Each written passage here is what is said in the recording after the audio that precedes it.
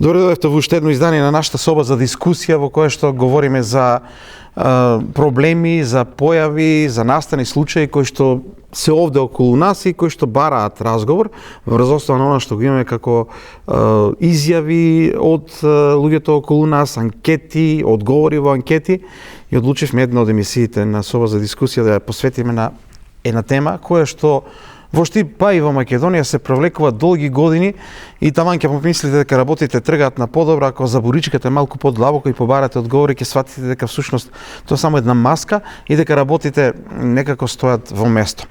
Станува збор за положбата на ромите во ситуацијава од аспект на образованието, бидејќи од многу аспекти може да се говори за ромите во Македонија, од аспект на дискриминација, на неможност за вработување, нееднакви можности и слично, ама се чини дека коренот барем на многу проблеми и местото од каде треба да се започне со подобрување на состојбите решавање сепак е образованието.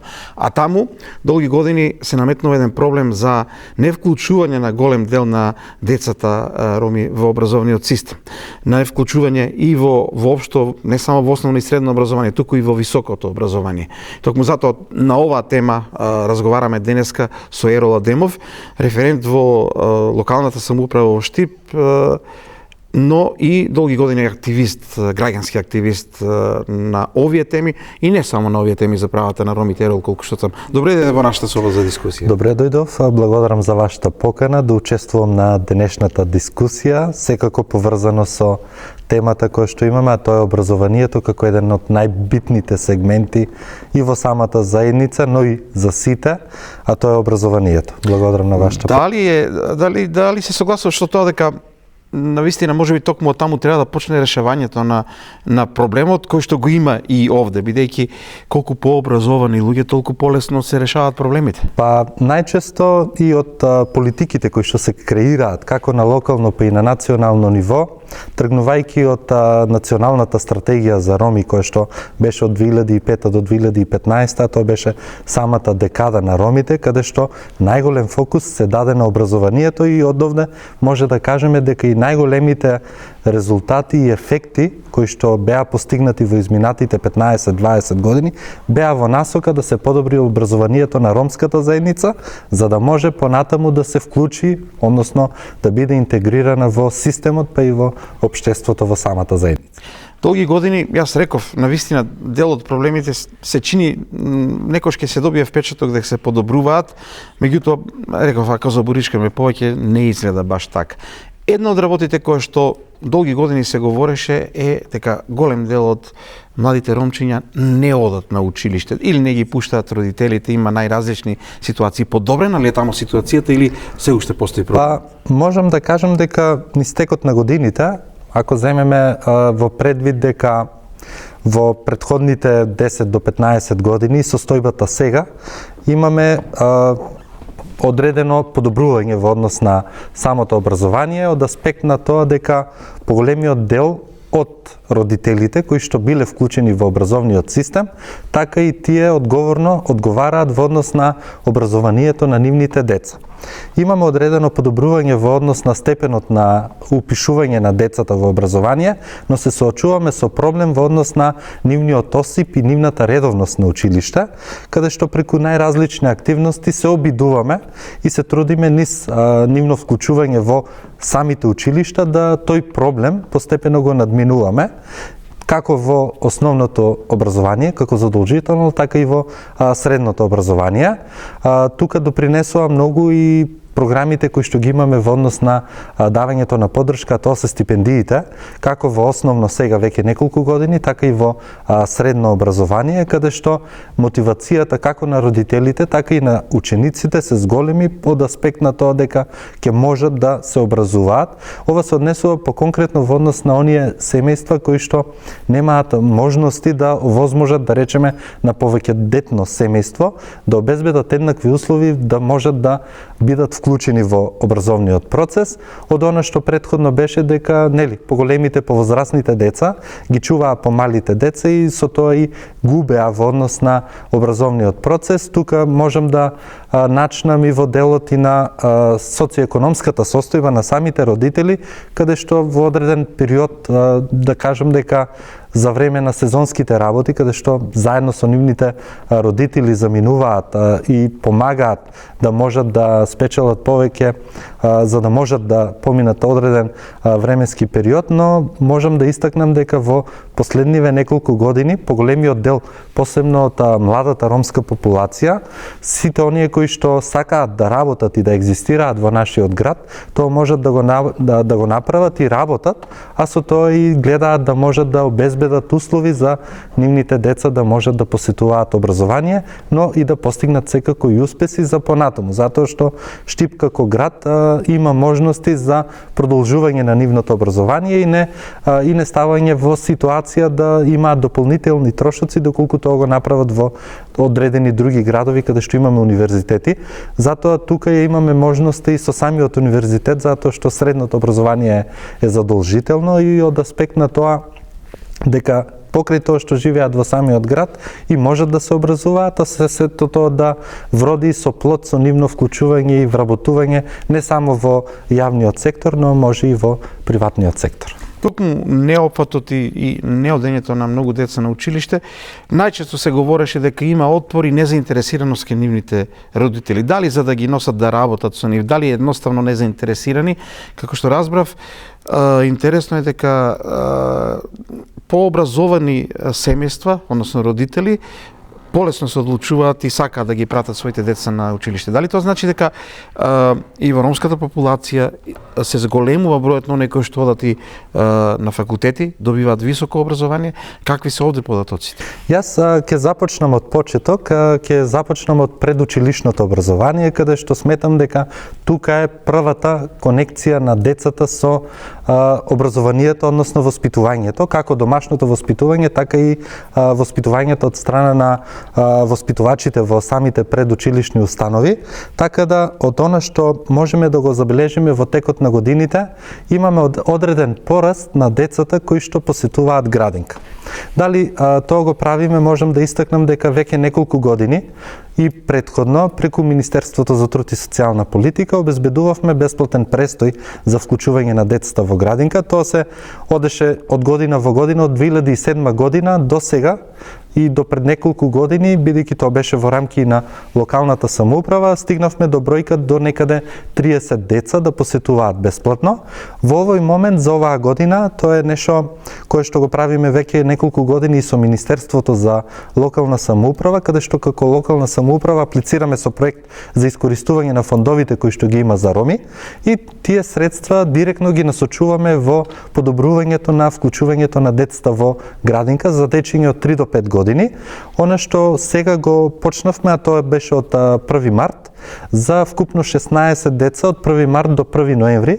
За овој период од 8 месеци, овие 16 деца, да речеме на родители кои што се од социјално ранливи категории на граѓани и оние кои што се работно способни, им даваме можност да преку вклучувањето на децата во градинка да имат време и секако да се посветат и на пазарот на трудот, за да можат екзистенцијата или долгорочното користење на социјални права да го надминат и да можат да бидат директно вклучени, односно да бидат вработени во јавниот или приватниот сектор, а со тоа и децата пред се да се разбие таа бариера, односно јазикот како бариера кај самата заедница, затоа што неголемиот дел од семејствата во нашиот град со децата зборуваат на турски јазик или на ромски јазик, каде што овие дечиња понатаму се содруваат со проблем во однос на комуникацијата со самите воспитувачи, оние кои што работат во службите во самата градинка и со децата. И поради тоа мислам дека е најважно да децата во градинка бидат подготвени за да кога веќе ќе дојдат во основно образование да можат да и го надминат делот јазичната бариера, тоа е комуникацијата да зборуваат повеќе на македонски затоа што наставата се одвива на македонски јазик, но и покрај тоа за самиот јазик, за ромскиот јазик, во основното образование сите ученици имаат можност да го изучуваат мајчиниот јазик како факултативен предмет и тоа е овозможено во сите основни училишта во нашиот град. Тоа можам да кажам дека некаде околу 350 до 400 ученици во основното образование, независно дали тоа се припадници од самата ромска заедница, имаме и други ученици кои што го изучуваат ромскиот јазик, бидејќи како заедница во нашиот град, мислам дека е значителен процентот на луѓе кои што живеат. Можам да кажам дека тука некаде се движи бројката околу 5000 роми и што да кажам дека не е мал број во однос на вкупното население во нашиот град и потребите за негување и зачувување на мајчиниот јазик, а секако и негово говорење. Во однос на предучилишното образование, ние вложуваме во овој дел со тоа да децата можат полесно да се вклучат во образовниот процес како подготвителен период, а од друга страна да можат и децата да стекнат одредени навики. Дали тоа ќе бидат навики за извршување на одредени задачи, хигиенски навики и така натаму, а од друга страна работиме и со самите родители на децата кои што ги вклучуваме во градинка, организираме информативни средби со нив во однос на тоа дека е важно образованието, да бидат вклучени децата, да бидат тука затоа што местото на децата е во градинка, да не бидат на улица, а со тоа и да бидат згрижени и опфатот да биде поголем.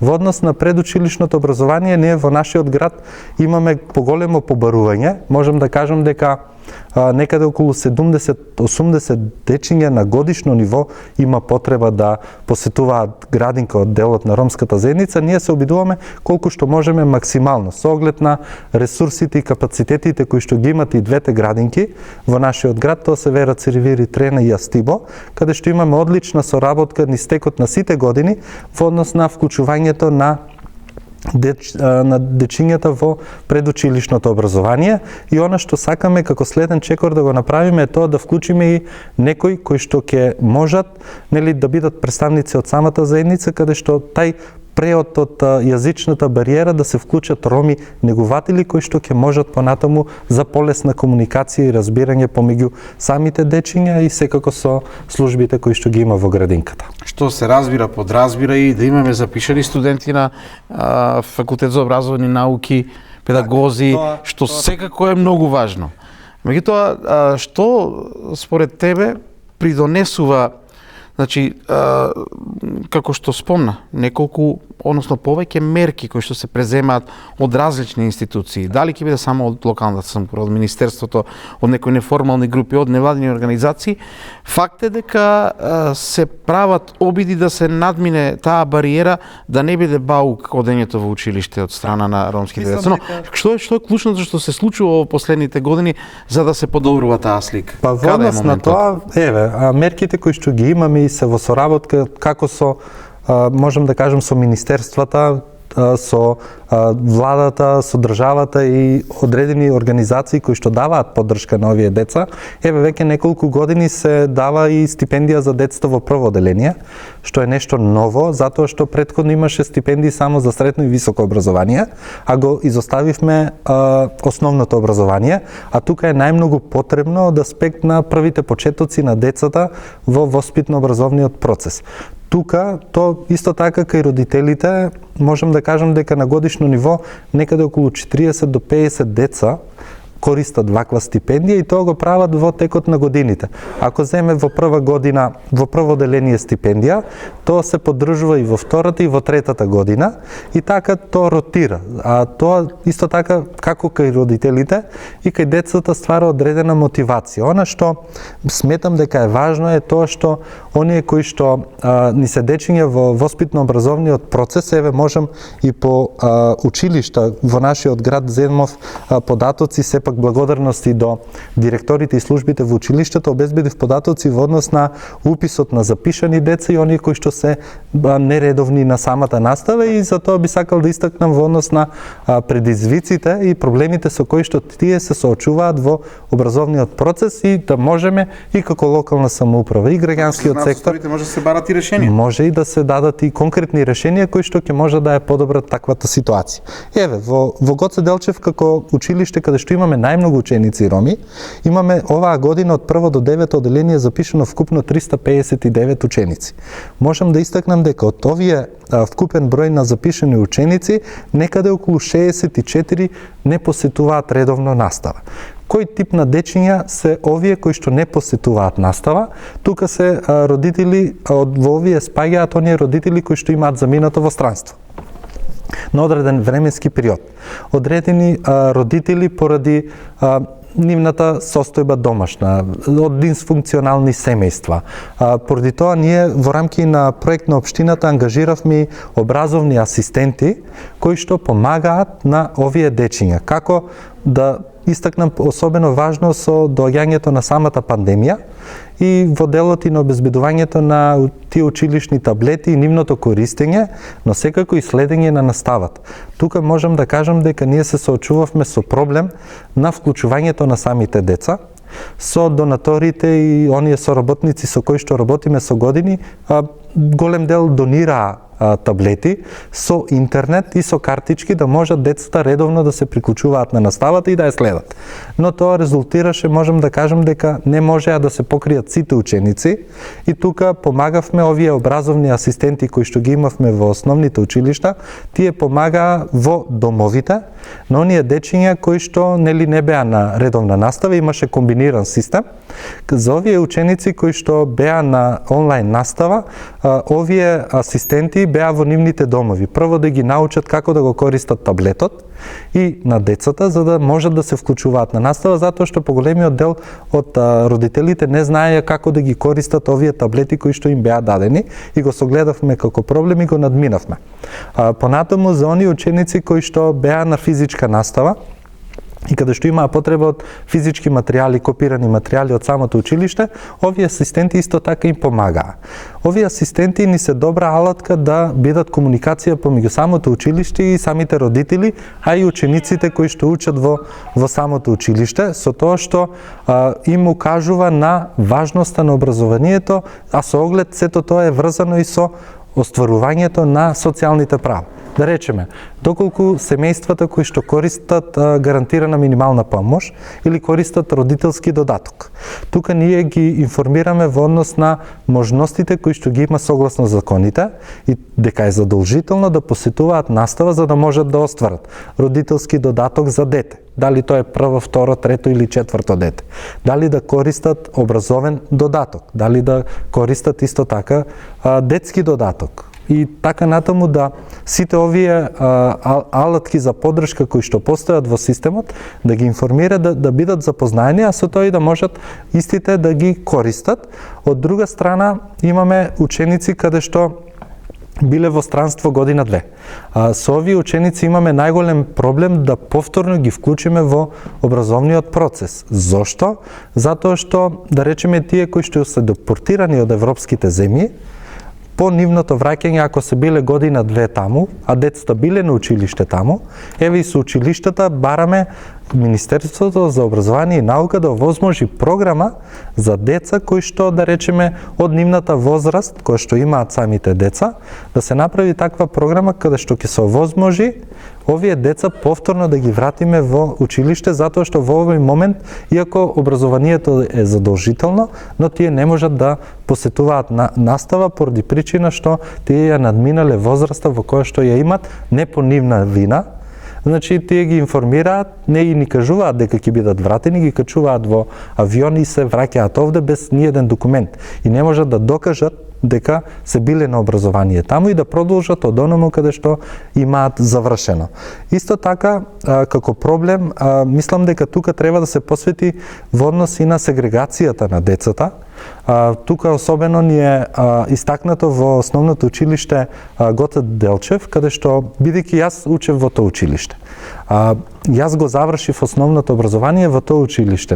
Во тоа време никогаш не се гледаше етничката припадност. Немаше чисти паралелки. Немаше чисти паралелки, беа мешани паралелки. Ние дали бевме двајца или тројца ученици во класот кои што припаѓавме на ромската заедница. Она што со години се соочуваме со овој проблем е фактот дека другите ученици од другите националности се префрлуваат во другите училишта. Тука дискутиравме од аспект на законот дека еден член дозволува да родителот го запише детето каде што сака.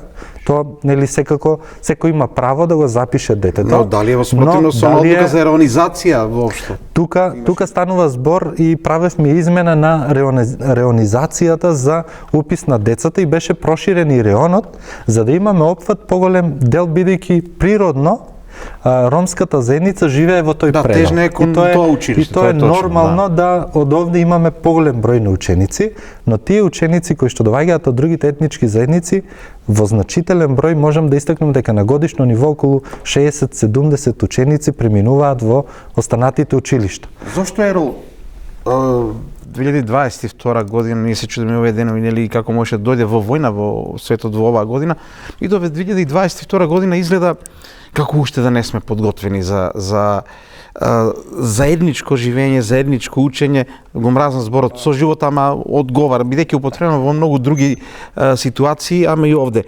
Значи, подготвени сме повеќе на зборови, а не и на дела. Делата покажуваат дека уште не можат да се гледаат во мешани паралелки и слично. Јас мислам дека, бидејќи децата во основно образование се сепак деца. Тука повеќе го имаме проблемот со родителите. Од сите, можам да истакнам затоа што имавме ситуација, организиравме работилници и средби со мешани родители од повеќе класови за да утврдиме кој е проблемот, нели, поради осипот на ученици од, да речеме, најголем дел од македонската етничка припадност. За мене е важно зошто се уште, нели, 21 век, ние се уште гледаме со одредени стереотипи, предрасуди, дискриминација, поделби по секоја основа, но сепак образованието е место каде што сите деца треба да имаат еднакви можности. И сите деца се деца, за мене, без разлика на нивната етничка припадност. Ние дискутиравме дека најголемиот проблем тука е работењето со родителите и прифаќањето на другите. Ние често знаеме да кажеме дека Штип е мултиетнички град. Имаме припадници од сите етнички заедници. Треба не да живееме едни покрај други, туку да живееме заедно, затоа што тука сме родени, тука живееме, тука работиме, тука допринесуваме за целата заедница. Ако не правиме, нели, ние кажуваме потребно е постојано инклузија.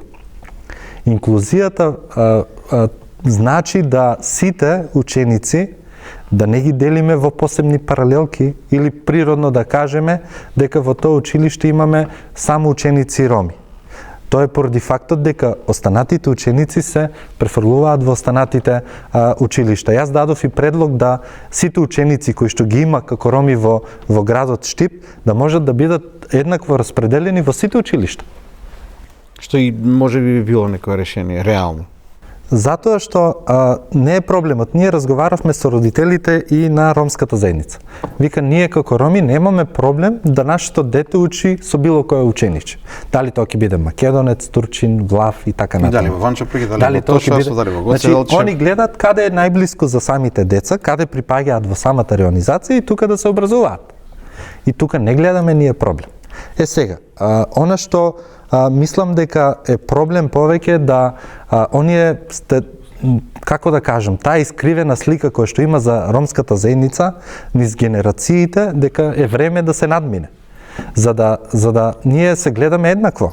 Да не гледаме дека некој е горе или долу, да правиме разлики како што правиме за се разлики, туку да можат образованието и службите пред се да има причина поради, нели, премостувањето од едно во друго училиште. Дали навистина има таква потреба?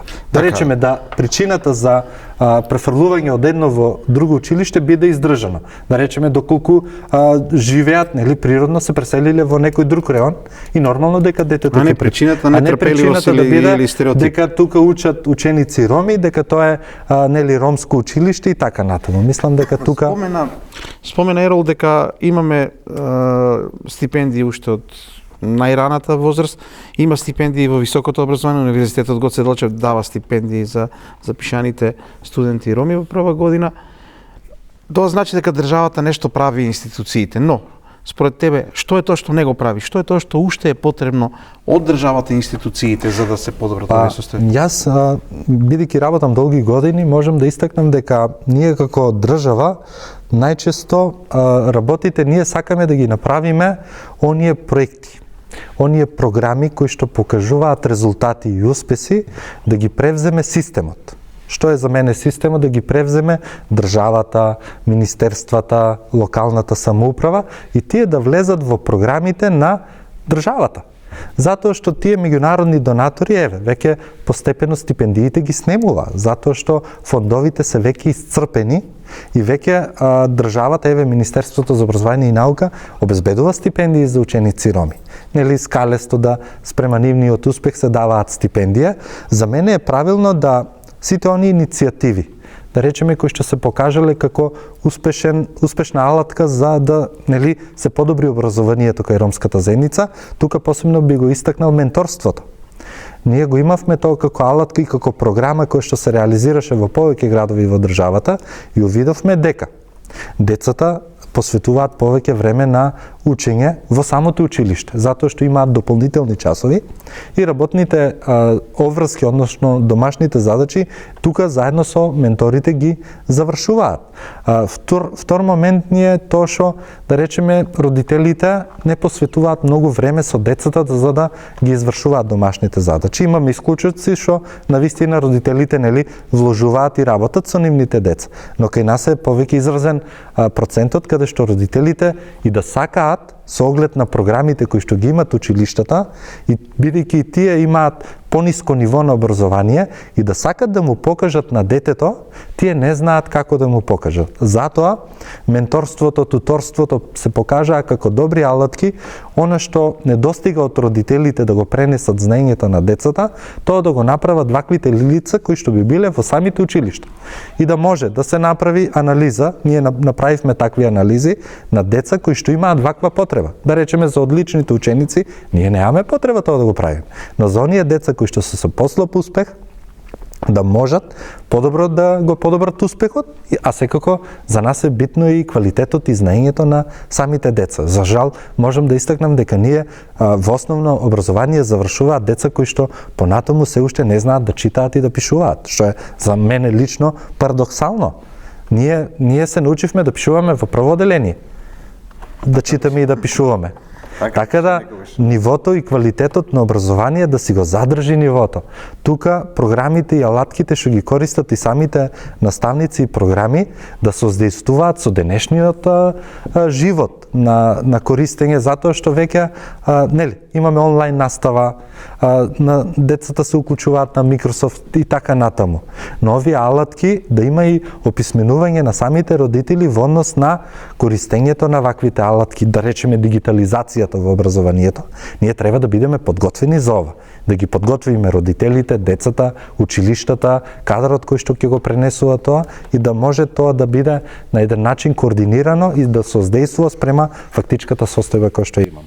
Ерол, ти благодарам за разговорот и изнесените податоци кои што говорат дека иако проблемот уште постои, до некаде се мрда од мртва точка, има уште многу да се работи, да се надеваме дека институциите и поединци ќе реагираат и дека навистина од образованието со многу повеќе образовани млади роми ќе се подобри самата нивна состојба и ќе се оди кон тој соживот што го говориме заедно да се живее. Ние целиме кон една работа. Првично е најважно за нас образованието, второ е да тие се стекнат со знаење и вештини за да можат да се вклучат на пазарот на трудот. На начин кога ние ќе имаме образовани деца, кога ќе имаме вработени родители, сите други работи ќе си се решаваат сами од себе.